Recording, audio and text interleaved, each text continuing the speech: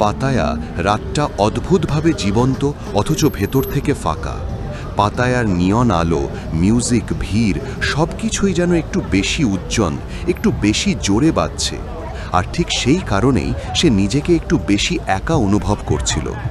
রাস্তার দুপাশে হাসি, ডাক, আলো, কিন্তু তার হাঁটা ধীর, যেন কোথাও যাওয়ার তাড়া নেই।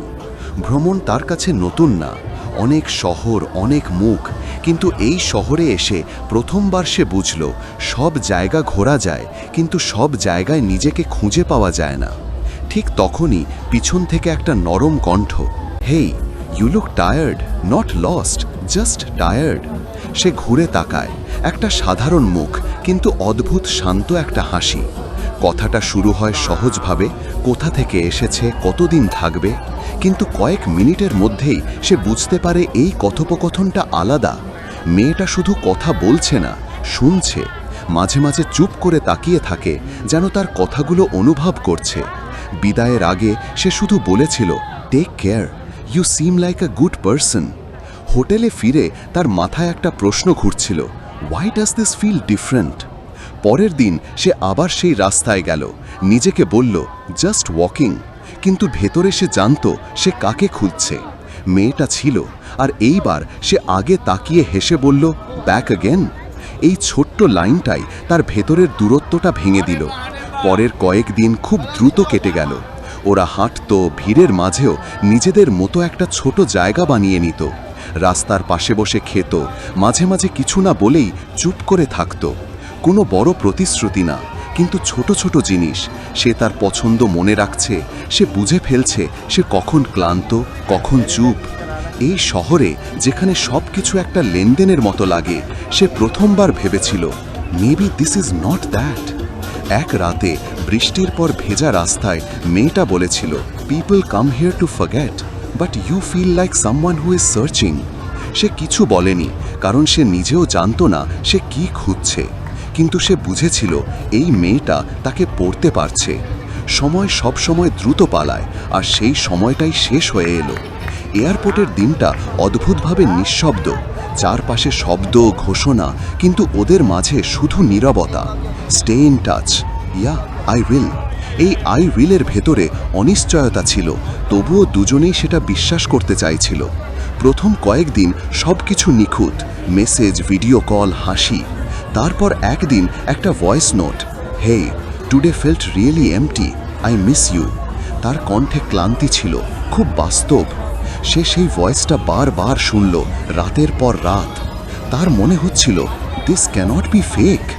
তারপর একদিন, can I tell you something? ছোট একটা সমস্যা, টাকা দরকার, খুব বেশি না। সে ভাবেনি, পাঠিয়ে দিয়েছে, কারণ এটা তার কাছে টাকা না, এটা ছিল কেয়ার, কানেকশন, দায়িত্ব। ধীরে ধীরে সব কিছু বদলাতে শুরু করলো। ভয়েস নোটগুলো আরও গভীর, I had no one today, you understand me, you're the only one I trust. প্রতিটা কথায় একটা নির্ভরতা, যেটা তাকে আরও জড়িয়ে ফেলছিল। সে বুঝতেই পারেনি কখন এই সম্পর্কটা তার জীবনের একটা অংশ হয়ে গেছে। টাকা বাড়ছিল, কারণ বদলাচ্ছিল, কখনো ফ্যামিলি প্রবলেম, কখনো এমার্জেন্সি, কখনো অস্পষ্ট কিছু। মাঝে মাঝে রিপ্লাই দেরি, কখনো হঠাৎ অদৃশ্য। তার ভেতরে প্রশ্ন উঠত, ইজ সামথিং রং? কিন্তু তারপরেই একটা voice, sorry, I needed you. আর সে আবার বিশ্বাস করত। একদিন সে পুরনো ভয়েস নোটগুলো শুনতে শুনতে খেয়াল করল, কিছু শব্দ, কিছু পজ একই রকম, যেন আগে কোথাও শুনেছে। কিন্তু সে সেই ভাবনাটা সরিয়ে দিল, কারণ সে সত্যিটা জানতে ভয় পাচ্ছিল। শেষ পর্যন্ত সে একটা সিদ্ধান্ত নিল, কিছু না জানিয়ে সে আবার ফিরে যাবে। এইবার কোনো ট্রিপ না, একটা উত্তর খোঁজার জন্য।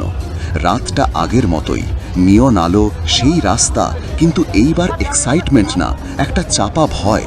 সে সেই জায়গায় দাঁড়ালো যেখানে সব শুরু হয়েছিল। কয়েক সেকেন্ড, তারপর সে তাকে দেখল। একই হাসি, একই চোখের ভাষা, একইভাবে কারো দিকে ঝুঁকে কথা বলছে, শুধু মানুষটা আলাদা। যেন একটা দৃশ্য যা সে আগেও দেখেছে, শুধু এইবার সে দর্শক। সে কিছু বলেনি, কোনো প্রশ্ন না, শুধু কয়েক সেকেন্ড দাঁড়িয়ে থেকে ধীরে ঘুরে গেল। সেই রাতে হোটেলে ফিরে সে সব ভয়েস নোট একসাথে চালাল, একটার পর একটা, একই শব্দ, একই টোন, একই পজ। এইবার সব কিছু আলাদা লাগছিল। জানালার পাশে বসে শহরের আলো দেখতে দেখতে সে বুঝল এটা কোনো সিম্পল বিট্রিয়াল না, কোনো ভিলেনের গল্পও না। এটা একটা প্যাটার্ন, যেখানে কেউ খুঁজছে অনুভূতি আর কেউ খুঁজছে বেঁচে থাকার উপায়, আর মাঝখানে একটা ভুল বোঝা কানেকশন। সে ফোনটা বন্ধ করল। কোনো কান্না নেই, কোনো রাগ নেই, শুধু একটা শান্ত উপলব্ধি। সব কিছু মিথ্যে ছিল না, কারণ আমি সত্যি অনুভব করেছিলাম। কিন্তু সব কিছু সত্যিও ছিল না, কারণ সেটা শুধু আমার জন্য ছিল না। পাটায়া আগের মতোই রয়ে গেল। লাইট, মিউজিক, মানুষ সব একই। শুধু এইবার সে আর খুঁজছিল না, সে বুঝে গেছে।